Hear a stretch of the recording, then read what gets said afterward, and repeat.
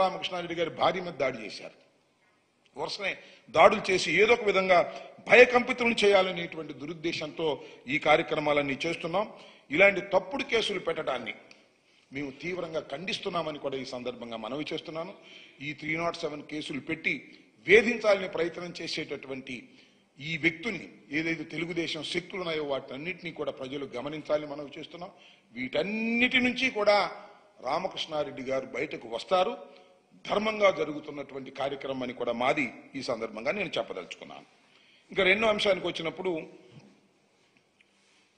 ఇందాక మిత్రులు కూడా చెప్పారు. మొన్న కూడా మా మాజీ మంత్రివర్యులు నాని గారు చాలా వివరించి చెప్పారు.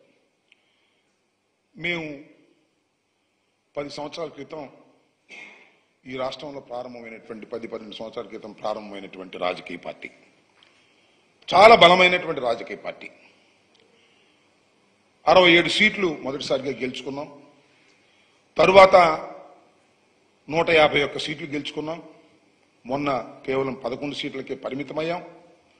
కానీ 40% ఓట్ షేర్ ఉన్నటువంటి రాజకీయ పార్టీ. 60% మాకు వ్యతిరేకంగా ఉంది. అక్కడ ముగ్గురు గెలిస్తే 60% అయింది.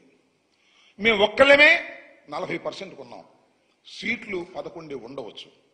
చాలా బలమైనటువంటి రాజకీయ పార్టీగా ఏర్పడినటువంటిది జగన్మోహన్ రెడ్డి గారి నాయకత్వంలో ఉన్నటువంటి వైఎస్ఆర్ కాంగ్రెస్ పార్టీ అనేది దయచేసి మర్చిపోవద్దని మనవి చేస్తున్నాం.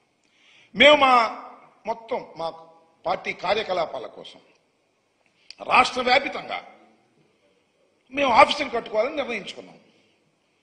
అన్ని చోట్ల చట్టబద్ధంగా, ధర్మంగా, న్యాయంగా స్థలాలను కేటాయించుకున్నాం.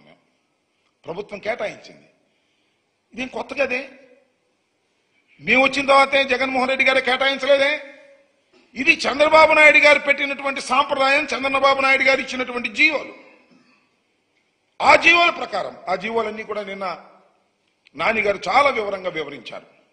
చంద్రబాబు నాయుడు గారే ఆయన జీవోలు తీసుకొచ్చి ఈ రాష్ట్రంలో అనేక చోట్ల, ఈవెన్ ఎన్టీఆర్ ట్రస్ట్ పేరుతో ఉన్నటువంటి తెలంగాణలో ఉన్నటువంటి బిల్డింగ్ కూడా, ఇవాళ ఇక్కడ తాడేపల్లిలో ఉన్నటువంటి బిల్డింగ్ కూడా, లేదా ఏలూరులోనూ మరొక చోట రాష్ట్ర వ్యాప్తంగా తెలుగుదేశం పార్టీ ఆఫీసులన్నీ కూడా ఇలా మీరు కేటాయించుకుని కట్టుకున్నవే.